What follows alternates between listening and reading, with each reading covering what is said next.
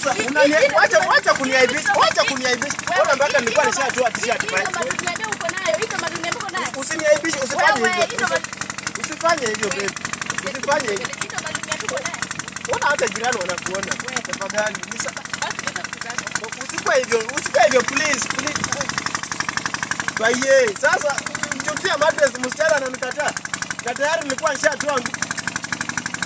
Sawa, ni wacha siku nitaomoka utarudi. Yaani unaniacha juu ya mattress. Kana kwamba ni wakati nilikukatia mattress ilikuwa hapo. Sawa tu. Wacha nirudi ndani. Onelee saa mbora akafutisha. Sasa mwenyewe nyumba iko sawa, ni free delivery. Sasa ona mattress yenyewe kweli. Shua hii. Kweli. Nikikutana na yoyote ikuwe landlord ikuwe rere lazima kitaumana. Siwezi, I can't entertain nonsense. Wameniaibisha sana. Wameniharibia moods. Yaani msichana anatoka USA, mahali safi. Sawa tu.